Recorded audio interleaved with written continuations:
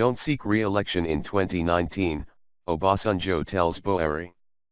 Former President Olusegun Obasanjo has called on President Muhammadu Buhari to shelve any idea of seeking a second term as Nigeria's president in 2019. Obasanjo submitted that President Buhari's poor performance in government doesn't qualify him to seek a second term in office.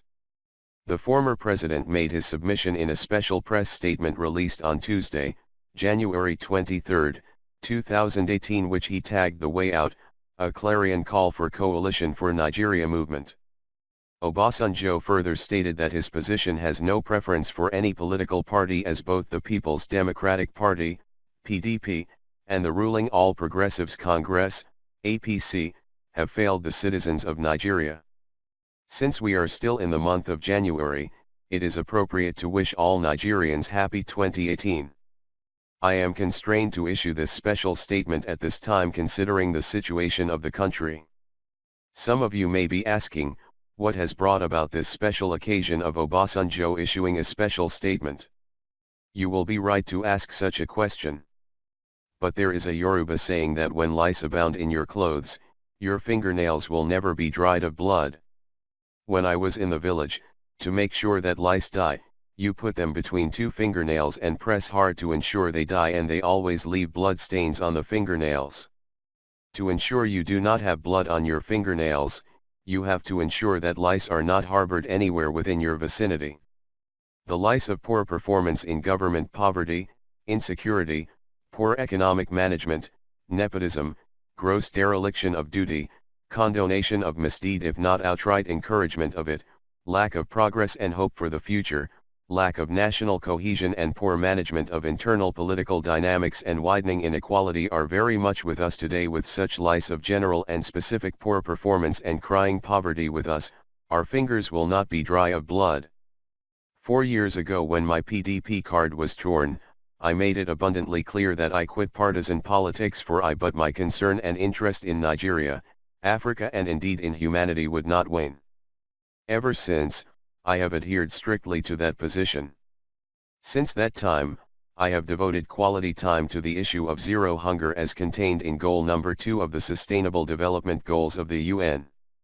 We have set the target that Nigeria, with the participating states in the Zero Hunger Forum, should reach zero hunger goal by 2025, 5 years earlier than the UN target date. I am involved in the issue of education in some states and generally in the issue of youth empowerment and employment. I am involved in all these domestically and altruistically to give hope and future to the seemingly hopeless and those in despair. I believe strongly that God has endowed Nigeria so adequately that no Nigerian should be either in want or in despair.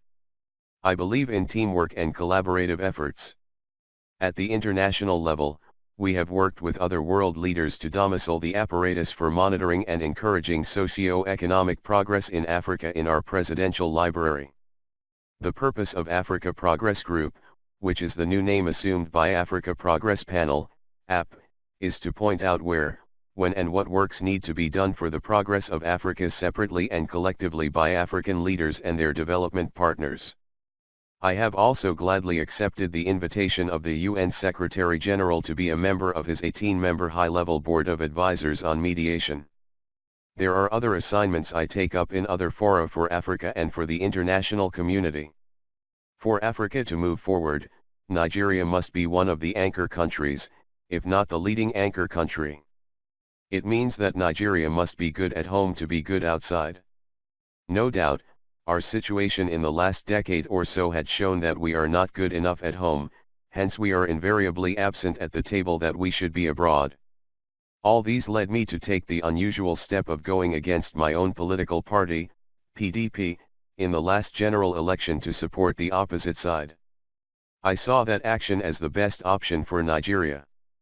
As it has been revealed in the last 3 years or so, that decision and the subsequent collective decision of Nigerians to vote for a change was the right decision for the nation. For me, there was nothing personal, it was all in the best interest of Nigeria and, indeed, in the best interest of Africa and humanity at large. Even the horse rider then, with whom I maintain very cordial, happy and social relationship today has come to realize his mistakes and regretted it publicly, and I admire his courage and forthrightness in this regard. He has a role to play on the sideline for the good of Nigeria, Africa and humanity, and I will see him as a partner in playing such a role nationally and internationally, but not as a horse rider in Nigeria again. The situation that made Nigerians to vote massively to get my brother Jonathan off the horse is playing itself out again. First, I thought I knew the point where President Buhari is weak, and I spoke and wrote about it even before Nigerians voted for him, and I also did vote for him because at that time it was a matter of any option but Jonathan. But my letter to President Jonathan titled, "Before it is too late," was meant for him to act before it was too late. He ignored it, and it was too late for him and those who goaded him into ignoring the voice of caution. I know that praise singers and hired attackers may be raised up against me for verbal or even physical attack, but if I can withstand undeserved imprisonment and was ready to shed my blood by standing for Nigeria, I will consider no sacrifice too great to make for the good of Nigeria at any time. No human leader is expected to be personally strong or self-sufficient in all aspects of governance. I knew President Buhari before he became president and said that he is weak in the knowledge and understanding of the economy, but I thought that he could make use of good Nigerians in that area that could help. Although, I know that you cannot give what you don't have, and that economy does not obey military order. You have to give it what it takes in the short, medium, and long term. Then, it would move. I know his weakness in understanding and playing in the foreign affairs sector, and again, there are many Nigerians that could be used in that area as well. They have knowledge and experience that could be deployed for the good of Nigeria. There were serious allegations of round-tripping against some inner caucus of the presidency which would seem to have been condoned. I wonder if such actions do not amount to corruption and financial crime. Then what is it? Culture of condonation and turning blind eye will cover up rather than clean up. And going to justice must be with clean hands. I thought President Buhari would fight corruption and insurgency, and he must be given some credit for his achievements so far in these two areas, although it is not yet through. The herdsmen/crop farmers issue is being wittingly or unwittingly allowed to turn sour and messy. It is no credit to the federal government that the herdsman rampage continues with careless abandon and without finding an effective solution to it. And it is a sad symptom of insensitivity and callousness that some governors, a day after 73 victims were being buried in a mass grave in Benue State without condolence, were jubilantly endorsing President Buhari for a second term. The timing was most unfortunate. The issue of herdsmen/crop farmers dichotomy should not be left on the political platform of blame game. The federal government must take the lead in bringing about solution that protects life and properties of herdsmen and crop farmers alike, and for them to live amicably in the same community. But there are three other areas where President Buhari has come out more glaringly than most of us thought we knew about him. One is nepotic deployment bordering on clannishness and inability to bring discipline to bear on errant members of his nepotic court.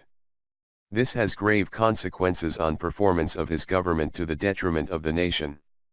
It would appear that national interest was being sacrificed on the altar of nepotic interest. What does one make of a case like that of Maina, collusion, condonation, ineptitude, incompetence, dereliction of responsibility, or kinship and friendship on the part of those who should have taken visible and deterrent disciplinary action?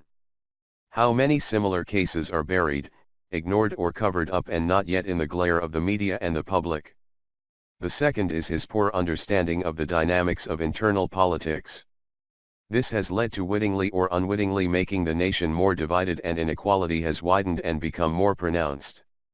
It also has effect on general national security. The third is passing the buck.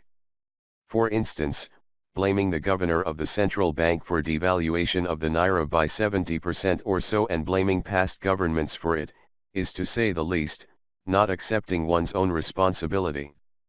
Let nobody deceive us, economy feeds on politics, and because our politics is depressing, our economy is even more depressing today.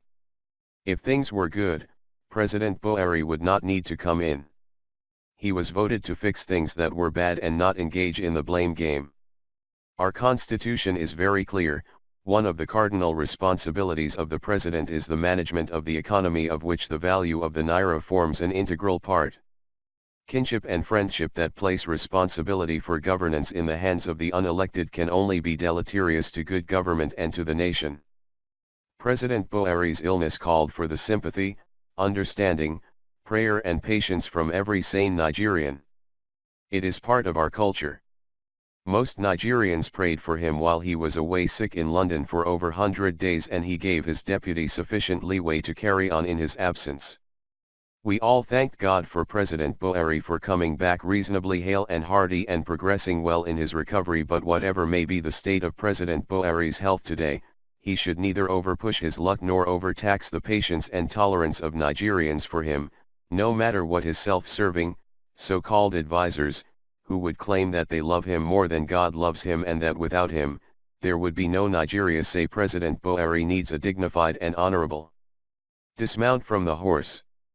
He needs to have time to reflect, refurbish physically and recoup, and after appropriate rest, once again, join the stock of Nigerian leaders whose experience, influence, wisdom and outreach can be deployed on the sideline for the good of the country. His place in history is already assured. Without impaired health and strain of age, running the affairs of Nigeria is a 25/7 affair, not 24/7. I only appeal to Brother Buhari to consider a deserved rest at this point in time and at this age. I continue to wish him robust health to enjoy his retirement from active public service. President Buhari does not necessarily need to heed my advice. But whether or not he heeds it, Nigeria needs to move on and move forward. I have had occasion in the past to say that the two main political parties APC and PDP were wobbling. I must reiterate that nothing has happened to convince me otherwise. If anything, I am reinforced in my conviction. The recent show of PDP must give grave and great concern to lovers of Nigeria. To claim, as has been credited to the chief kingmaker of PDP,